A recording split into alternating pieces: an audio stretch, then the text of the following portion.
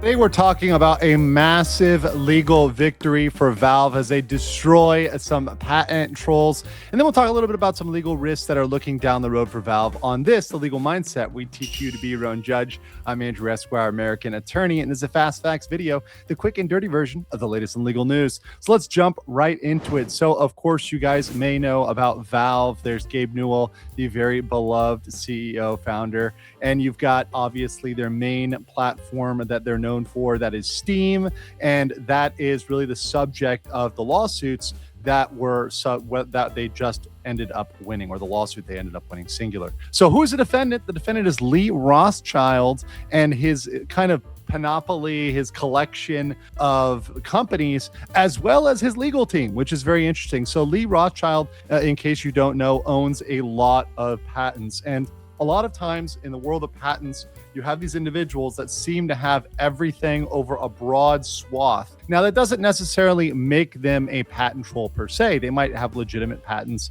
on many, many things. But when you look at those patents and you see some of them that look overly broad, and then they end up enforcing them in a certain type of way, that's when you get into what's called patent troll behavior, which we'll get into. But the interesting thing here is that they really got all of his companies and him personally. Now, typically, when you're looking at patents and you're looking at these sort of lawsuits, you might just go with the main company. In this case, the Rothschild Distribution Company, the RPX up here. But they also got his other companies that were involved in this: Display Technologies, Patent Asset Management, and then the legal team at Meyer Legal PLLC, which had a little mess up of its own. We'll get into that. So what happened here? So Rothschild owns a massive amount of patents over a very, very broad area. And Steam went in and they, in 2016, obtained a perpetual, that means forever, irrevocable, royalty-free, fully paid up worldwide license for several of Rothschild's patents in 2016. The most important one, the main patent, is one that, once again, this is how patents are sometimes written: a system and method for storing broadcast content in a cloud-based computing environment. Now, to me, just as a person who's just reading these, this is one that seems overly broad, right? This is just, okay, a whole system, a method for storing broadcast content in a cloud-based computing environment.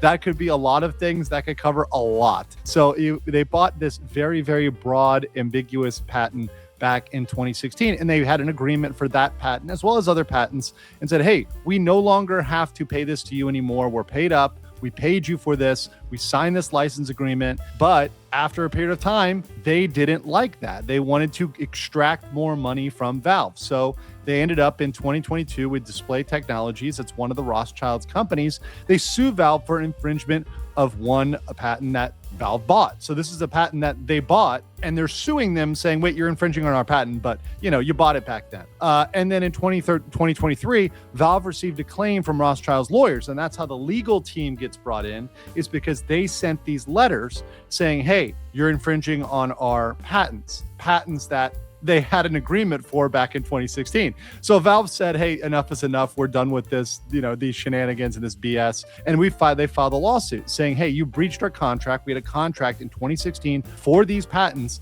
and you're also violating Washington's Patent Troll Prevention Act. And this is very interesting and a great piece of legislation, which I think is at the key here for a lot and also going forward. So what is anti-patent trolling? So Washington and other states make it illegal to send bad faith assertions of patent infringement to individuals or businesses in Washington state.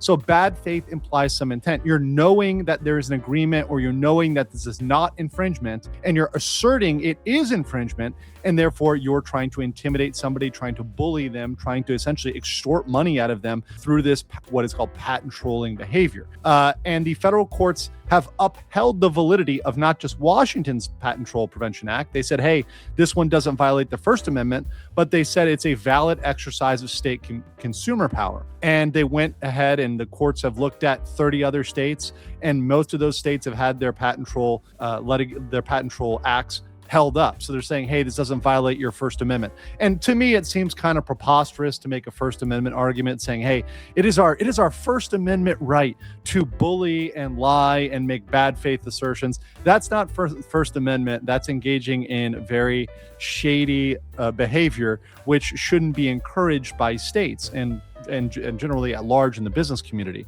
And it's the power of the state to regulate that and protect consumers, and consumers meaning individuals and businesses as well. So that power of the states encapsulating all of the businesses and individuals within that state. So, for example, if you are trying to form a company and you are worried about patents, Washington, very attractive based on this piece of legislation. Now, what happened? It was a full and complete victory, and it was embarrassingly so. So the district court ruled in Valve's favor on all counts for breach of contract and for violation of the Washington Patent Troll Act. They also awarded monetary damages. They had some aggravation of the damages as well, right? And all of the parties were held liable. And this is massive because you're able to get at Leigh Rothschild personally, not just his businesses, which were the ones that signed the contracts, but him personally for the bad faith, as well as his legal team, putting them on the spot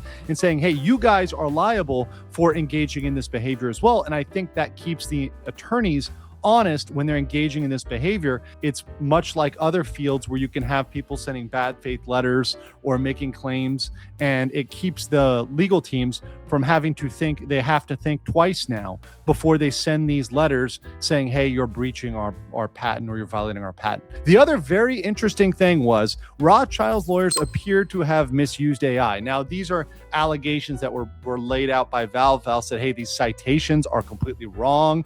These quotes are not even real. They're citing the cases that don't exist. And this is something that was allegedly done by some sort of unpaid intern. They tried to shuck this off. But at the end of the day, the liability falls back on the law firm. It does not fall back on some random intern. That law firm is responsible for that. So it's very good that the legal team was tucked into this and dinged on this, because it really looks embarrassing for them, not just to send the letter, which they shouldn't have sent, but also having misused AI.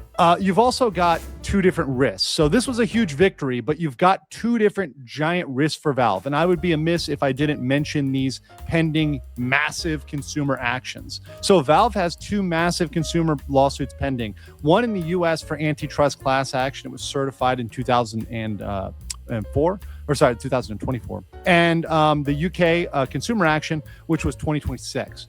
And that's seeking 900 million USD. So that's a massive amount. Obviously, it's in British pounds, but that's converting it over to USD.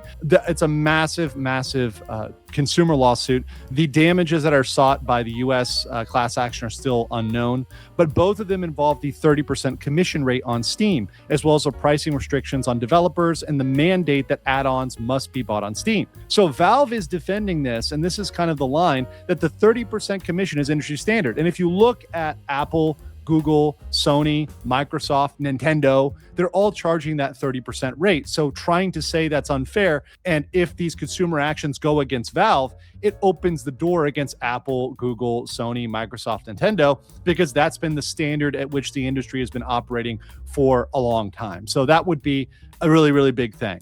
Now, they could rule, have a partial ruling there saying, okay, 30% is fine, but we don't like the mandate that add-ons must be bought on Steam, or maybe we don't like some other restrictions.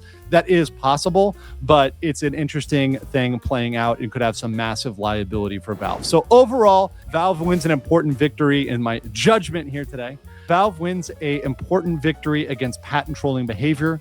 This alter ego argument that got after the personal liability of Rothschild, as well as the liability of the law firm, was highly effective. And I think now you're going to see other people using this strategy and opening the door to lawsuits against patent trolls. This could be something that stops a lot of the patent trolling behavior, and that companies that are in states like Washington with patent troll acts start using this aggressively to fight these people, because they are a scourge and they are a problem. Valve still has massive legal risk because the US and UK consumer lawsuits, which could redefine digital game distribution. And I'm going to be watching those as it goes on from here. But I want to know what you guys think about this case, what you think about Valve and Steam, and is everything fair with that 30% commission? Let me know in the comments below, and I'll catch you on the next one.